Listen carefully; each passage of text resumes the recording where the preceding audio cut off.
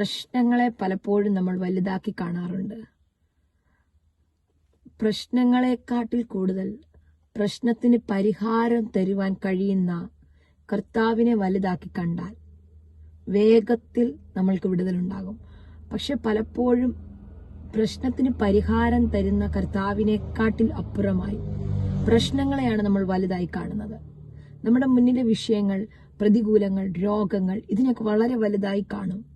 എന്നാൽ ഇന്ന് ഈ ദൂത് കേട്ടുകൊണ്ടിരിക്കുമ്പോൾ സ്വർഗത്തിലെ ദൈവം നിങ്ങളോട് കൈമാറുന്നു, നിന്റെ വിഷയത്തെക്കാട്ടിലപ്പുറമായി അതിനെ പരിഹരിക്കുവാൻ കഴിയുന്ന കർത്താവിനെ ഇന്ന് രാത്രി വലുതാക്കിയൊന്ന് കാണാൻ കഴിഞ്ഞാൽ ദൈവം നിങ്ങൾക്ക് വേണ്ടി വലിയ പ്രവൃത്തികൾ ചെയ്യും.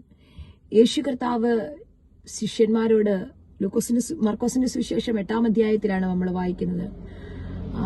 പറഞ്ഞു, തന്റെ കൂട്ടത്തിൽ ഇരിക്കുന്ന ജനത്തിന്, തന്റെ മുന്നിലിരിക്കുന്ന ജനത്തിന് ഭക്ഷിപ്പാൻ കൊടുക്കണം.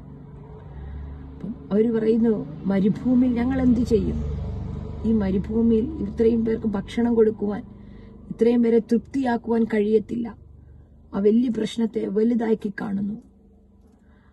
ആ പ്രശ്നത്തെ വലുതാക്കി കാണുമ്പോൾ യേശു അവരോട് ചോദിക്കുക, നിങ്ങളുടെ കയ്യിൽ എന്താ ഉള്ളേ?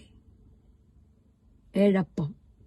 ആ അപ്പത്തെ വാഴ്ത്തി നുറുക്കിയപ്പോൾ, അനുഗ്രഹിച്ചപ്പോൾ അവിടെ ഇരുന്ന എല്ലാ ജനത്തിനും തിന്ന് തൃപ്തരായി 7 കൊട്ട ശേഷിച്ചു.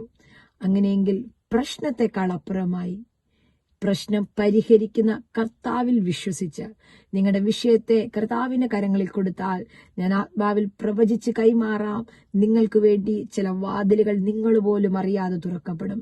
ഏതെങ്കിലുമൊക്കെ വിഷയത്തിൽ, പ്രശ്നത്തിൽ, പ്രതികൂലത്തിൽ മനസ്സ് ഭാരപ്പെട്ടിരിക്കുന്ന ആരെങ്കിലും ഈ ദൂത് കേൾക്കുന്നുണ്ടെങ്കിൽ, വലിയവനായ ദൈവത്തെ, വലിയവ ചെയ്യുവാൻ കഴിയുന്ന ദൈവത്തിൽ വിശ്വസിക്കുക. ഈ ദൂതിന് ആമേൻ പറഞ്ഞ് സ്വീകരിക്കുക. കർത്താവ് നിങ്ങൾക്ക് വേണ്ടി വൻ കാര്യങ്ങൾ ചെയ്യും. ആമേൻ. God bless U.